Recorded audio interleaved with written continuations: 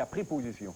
Oui, le mouvement Action Justice qui dénonce en effet la lenteur avec laquelle les policiers ont transmis cette information à la population. À mots couverts, on parle carrément de cover-up, d'avoir voulu tenter de camoufler cette histoire aux médias et par le fait même à la population. Alors ce matin, le mouvement Action Justice a déposé 3 plaintes devant le comité de déontologie policière, 2 au SPCUM et une autre à la Sûreté du Québec qui, on le sait, mène l'enquête depuis le décès de Jean-Pierre Lizotte au mois d'octobre. Alors on accuse les 2 corps policiers d'avoir tenté de dissimuler cette histoire. Et le comité a reçu ce matin l'appui de Raymond Barnabé, le frère de Richard Barnabé, également Marcel Sévigny, ce conseiller municipal de Pointe-Saint-Charles qui a ébruité l'histoire, qui en quelque sorte a secoué le pommier, également Dan Philippe de la Ligue des Noirs. Le mouvement Action Justice dit avoir été informé de l'incident survenu au mois de septembre, mais n'a jamais su que M. Lizotte était décédé un mois plus tard. Je vous invite à entendre Yves Manceau, le coordonnateur du mouvement. On va vous dire quelque chose, nous autres, quand il nous est sorti, ce cas de brutalité policière-là, on en reçoit 2, 3 comme ça par semaine. Okay? On n'avait pas les moyens d'aller faire une enquête, d'aller suivre toutes ces choses-là. Le problème est tellement grave au centre-ville de Montréal, pour ce qui est des brutalités policières, qu'on ne fournit pas. C'est bien que c'est donc pas un cas exceptionnel, oui. Oui, effectivement. Et là, le mouvement Action Justice va suivre de près ce dossier, nous a-t-on dit ce matin. Et on demande par ailleurs au ministre Serge Ménard de la Sécurité publique s'il savait les faits et si oui, pourquoi a-t-il décidé de ne pas en parler ouvertement. Alors le mouvement va tenter de communiquer avec Serge Ménard pour en discuter avec lui. Attendons sa réponse. Merci, Dominique. Au revoir. Au revoir. Richard, à 12 jours maintenant de Noël, on est un peu reparti dans le débat référendaire et cette fois, c'est au tour du gouvernement Bouchard de passer à l'attaque au cours des prochaines Riposte aujourd'hui en principe à Québec, oui, à l'avant-projet de loi fédérale sur les règles référendaires. Une réunion spéciale du Conseil des ministres aujourd'hui, début d'après-midi, avec avis déposé dès demain à l'Assemblée nationale, probablement. On s'attend à ce que le projet de loi que Québec va déposer va réaffirmer les pouvoirs de l'Assemblée nationale, le droit des Québécois à décider de leur avenir. Du côté d'Ottawa, il sera bien sûr question de ce projet de loi fédéral tout au long de la journée. Le projet de loi qui a été déposé vendredi, rappelons-le, par le ministre Stéphane Dion, mais que le premier ministre lui-même a défendu bec et dents, bec et ongles. Projet de loi que les grandes centrales syndicales québécoises ont dénoncé au cours de la fin de semaine. Le président de la CSN, Marc Laviolette, a associé ce projet à une camisole de force. La présidente de la CLQ, Monique Richard, y voit une attaque contre les droits démocratiques, alors qu'Henri Massé, lui, le président de la FTQ, considère que c'est un geste futile, mais lourd de conséquences avec des tensions, des divisions qui vont apparaître un peu partout à travers le pays. Pour eux, le débat sur une éventuelle souveraineté du Québec doit se faire entre Québécois au Québec. Pendant ce temps, Richard, parlons maintenant des Franco-ontariens. On se demande ce qui arrivera du statut de la future ville d'Ottawa, si ça sera bilingue. Il y a toujours le cas de l'hôpital Montfort. Des points d'interrogation subsistent encore. Là. On était persuadés du côté des Franco-ontariens qu'ils allaient avoir finalement la paix après avoir tant lutté pour cet hôpital francophone, le seul hôpital francophone universitaire en Ontario. Ben non. Selon le Toronto Sun, le gouvernement de Mike Harris en Ontario, via la Commission de restructuration des services de santé, va en appeler du récent jugement de la Cour divisionnaire de l'Ontario.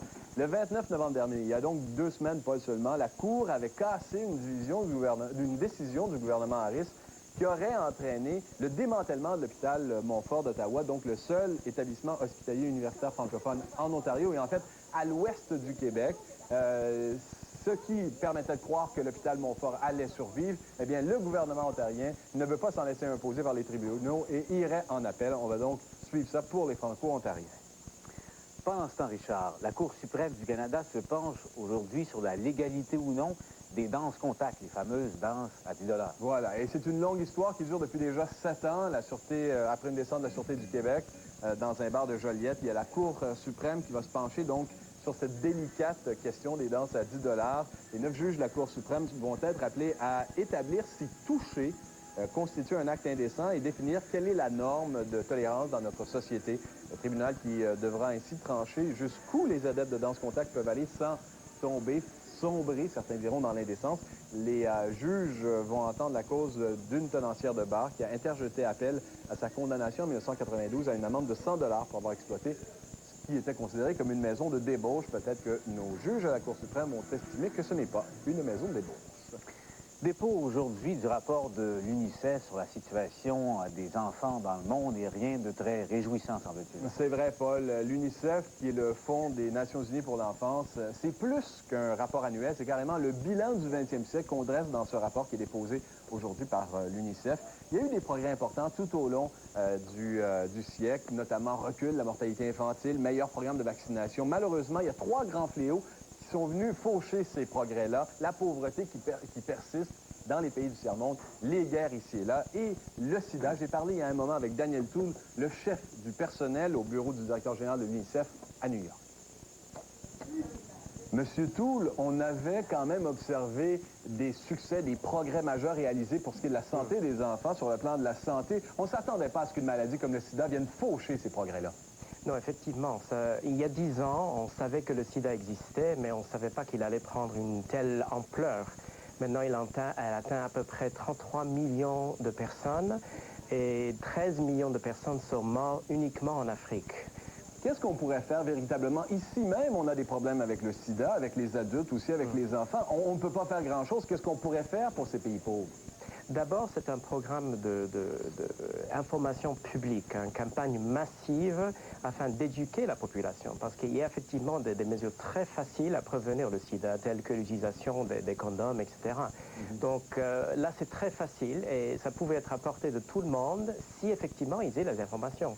On parle du sida, la même chose pour la pauvreté. Vous dénoncez un peu la chute libre, c'est ainsi que vous l'appelez, de l'aide publique au développement. Est-ce que, du coup, c'est pas un peu notre faute s'il n'y a pas cette information qui circule? Les pays riches, on ne donne plus autant qu'ils donnaient. Oui, on appelle aux pays de donner plus, sûr. Et on demande à ceux qui financent à peu près 20% de leur budget national pour le développement des autres.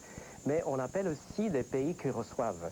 On dit qu'eux, ils doivent investir 20% de leur budget pour les secteurs sociaux. Donc ça va des deux côtés. Et du côté donateur, aussi bien que du pays qui reçoivent. Je vous relance. Combien souhaiteriez-vous que le Canada investisse en aide au développement?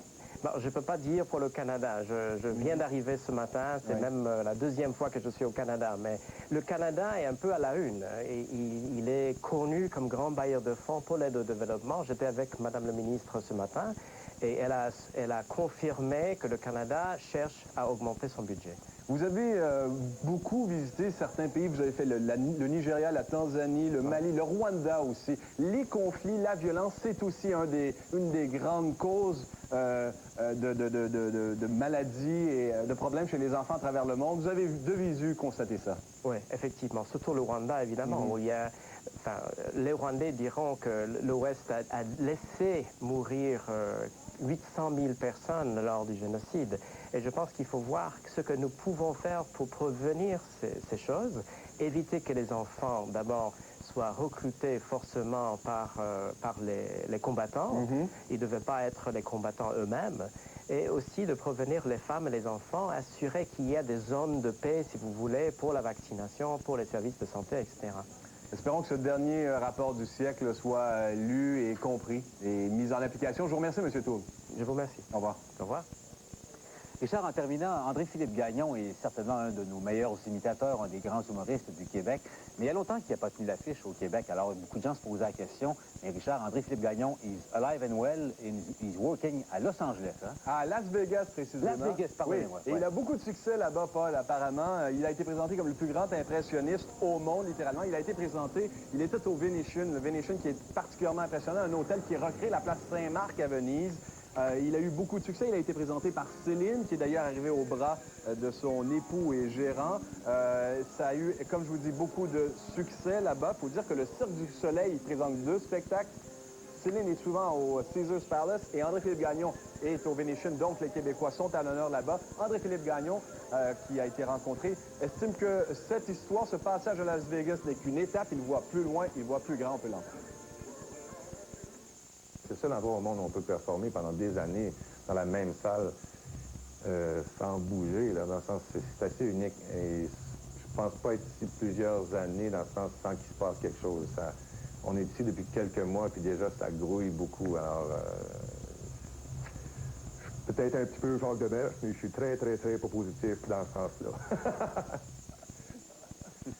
On lui souhaite bonne chance. Absolument. Il va peut-être gagner le gros lot, hein? On lui souhaite. Richard à TVA en direct après la suite des nouvelles. On va se parler de politique. Qu'est-ce que vous pensez à la maison d'une initiative fédérale au sujet des règles référendaires? On s'en parle après la suite des nouvelles. Au revoir, Richard, et à tout de suite, mesdames. Au revoir, Paul. À minuit, on fête en grand le nouveau millénaire avec ce... Plan de développement pour sa vieille zone industrielle. Son projet prévoit le maintien de la vocation industrielle, mais avec des espaces récréatifs. La réalisation est toutefois conditionnelle à ce que Québec paie pour la décontamination des sols de l'ancienne usine Chabec. Louis Cloutier, on veut vraiment donner une deuxième vie à l'ancien secteur industriel. Voilà, Serge, l'ancien secteur industriel que vous voyez derrière moi. En tout cas, vous en apercevez une partie. C'est entre la Norton et le centre-ville.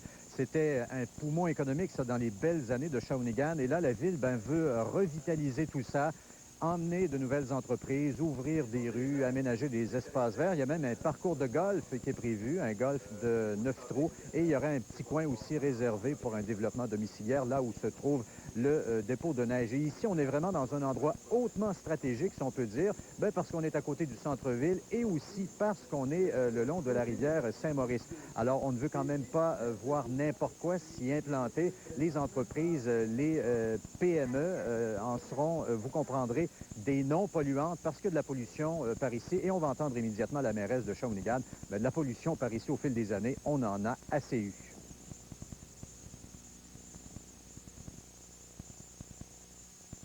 Oh, différentes entreprises pourront s'installer là, mais c'est certain qu'il n'y aura plus d'industries lourdes qui pourront s'installer parce que c'est un endroit stratégique de la ville. Hein?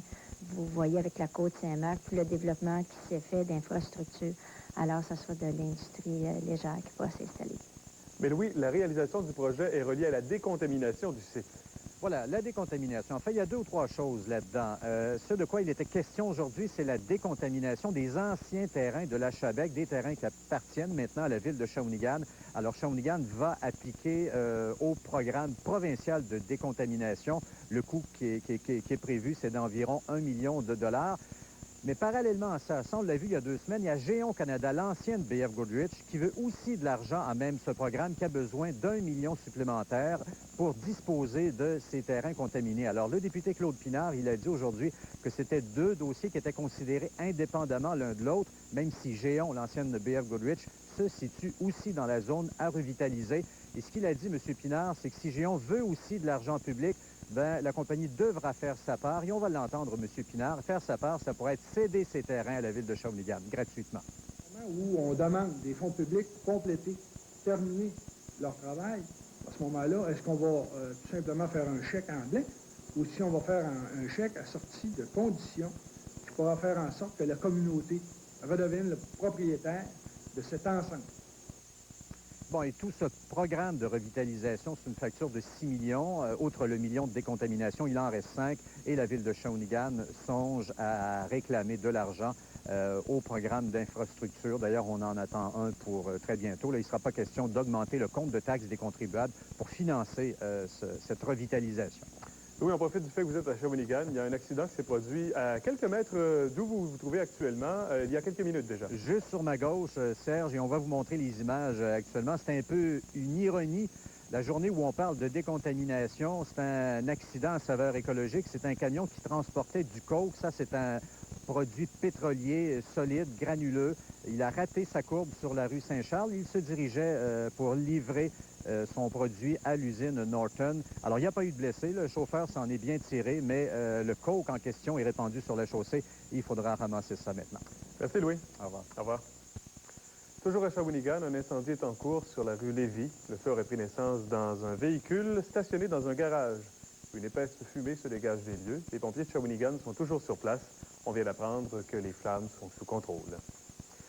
Une importante saisie de cannabis a été effectuée hier soir à Trois-Rivières. En fait, il s'agit du plus beau coup de filet des policiers trifluviens cette année. On parle de plus de 400 plants d'une valeur d'environ 60 000 $. Les plants ont été découverts tout à fait par hasard dans un immeuble de la rue Champlain. Les policiers se sont rendus sur place en raison d'une alarme d'incendie, qui était en fait un dégât d'eau. Arrivés au 3e étage, les policiers ont constaté qu'il y avait une forte odeur de cannabis.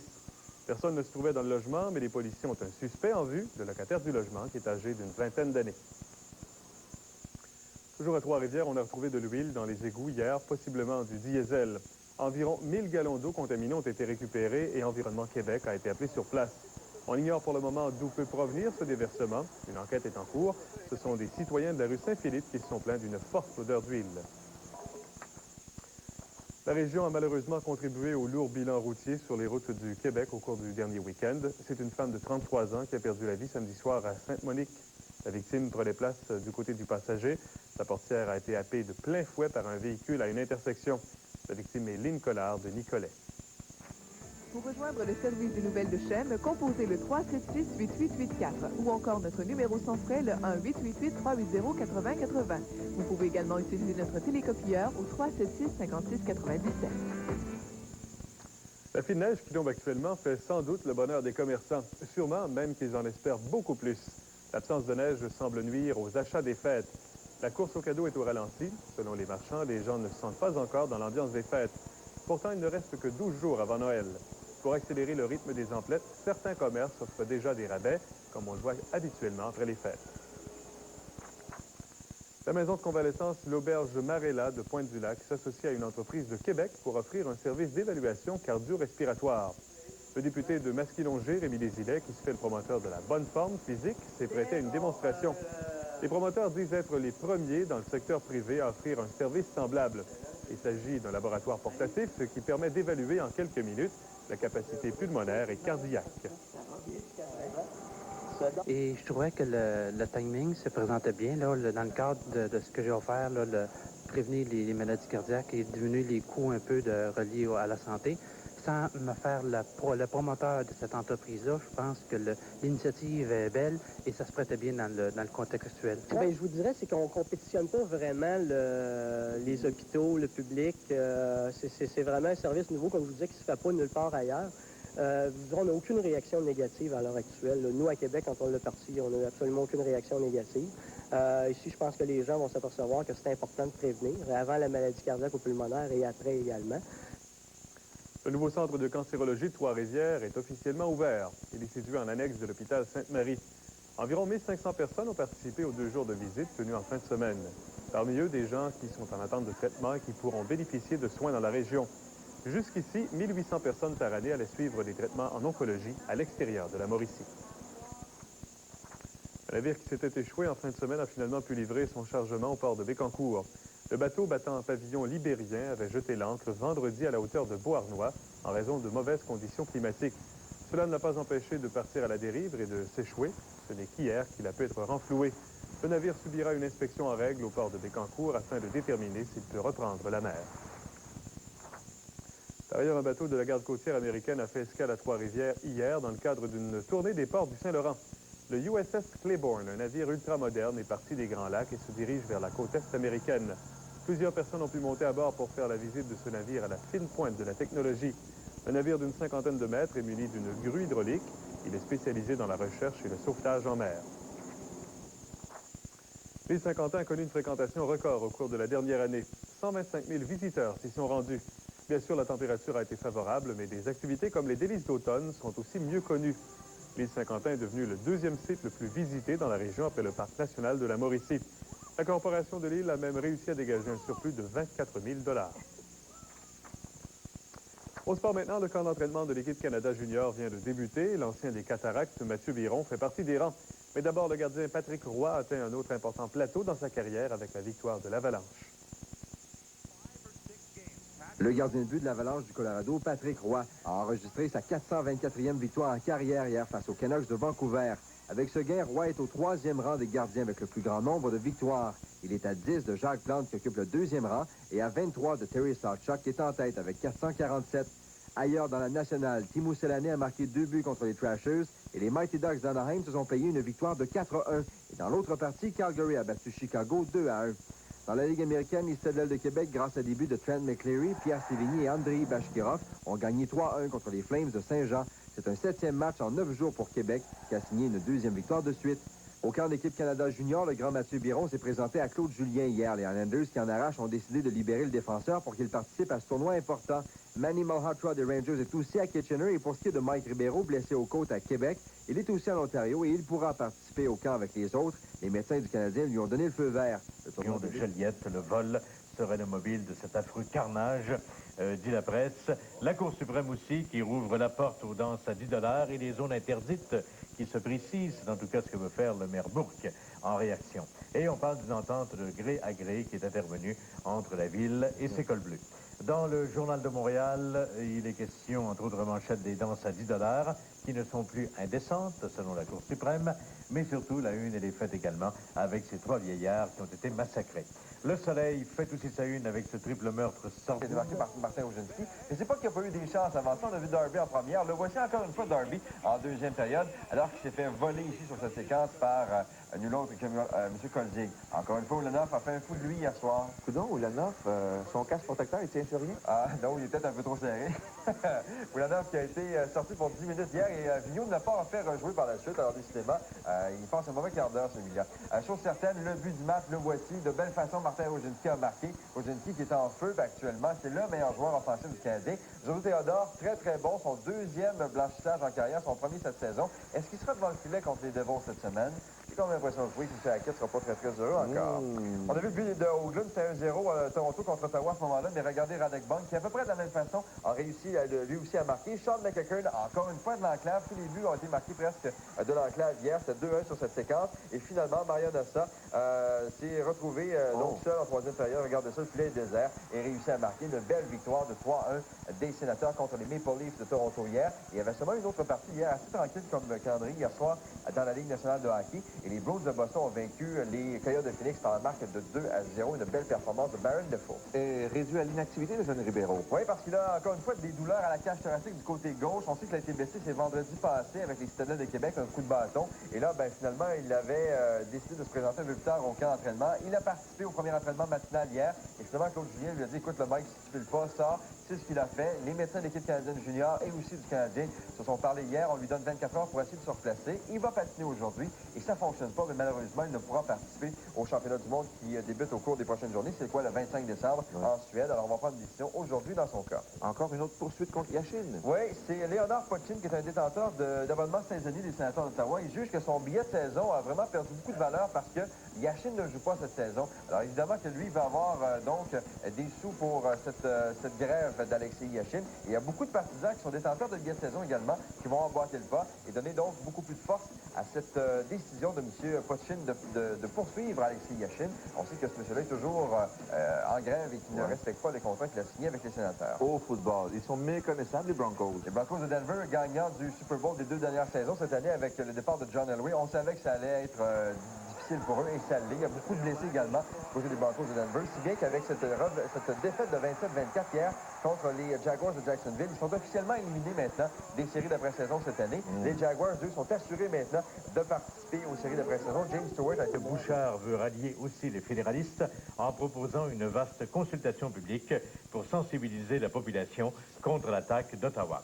D'un autre côté, il y a le droit d'Ottawa qui nous montre que la lutte continue pour les défenseurs de l'hôpital Montfort, puisque le gouvernement Harris a décidé de porter en appel la décision de la Cour divisionnaire.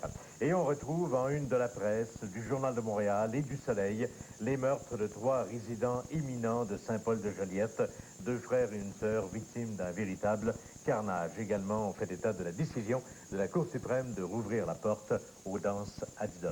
En historial. Bon, ben, je vous signale d'abord cette publicité du gouvernement du Québec qui paraît dans plusieurs quotidiens ce matin. Ça commence par ce que disait Robert Bourassa en juin 90, que le Canada anglais doit comprendre d'une façon très claire que quoi qu'on dise et quoi qu'on fasse, le Québec est aujourd'hui et pour toujours une société distincte, libre et capable d'estimer son destin et son développement.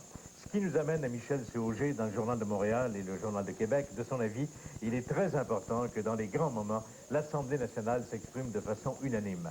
Cela renforce considérablement, dit-il, la force politique, non pas du gouvernement, mais du Québec lui-même. Et que dans la suite que doit donner l'Assemblée nationale au projet de loi fédérale, il est question, selon les mots de M. Bouchard, de l'intégrité des institutions politiques du Québec. Alors il dit que si l'enjeu est aussi important, il est essentiel que la démarche qui s'amorce ne puisse pas avoir l'air de quelque façon que ce soit d'une recherche de conditions gagnantes pour le PQ et d'un plan d'action pour souverainistes seulement. Que la recherche des conditions gagnantes devrait se faire ailleurs et autrement, que ce qui est important, c'est que le Québec, par la voix unanime de son Assemblée nationale, condamne le geste du fédéral. Pour Alain Dubuc, cependant, dans la presse, même si le projet de loi du gouvernement chrétien est impopulaire au Québec, il n'est pas évident que le gouvernement Bouchard va réussir à susciter la vaste mobilisation dont il rêve, et entre autres parce que les Québécois, allergiques au débat référendaire, vont se méfier d'une démarche sur fond de conditions gagnantes qui aura aussi pour but de les amener là où ils ne veulent pas aller. Il dit que plus fondamentalement, la stratégie du gouvernement Bouchard, qui repose essentiellement sur la défense des droits démocratiques des Québécois, n'a de sens que si son propre dossier démocratique est parfaitement irréprochable, ce qui, à son avis, n'est pas le cas. Imaginons un peu le tollé au Québec si le ministre Stéphane Dion, dit-il, affirmait qu'advenant une courte victoire du oui, son gouvernement favoriserait la tenue d'un autre scrutin. Et pourtant, c'est exactement ce que le gouvernement Bouchard a fait, dit Dubuc.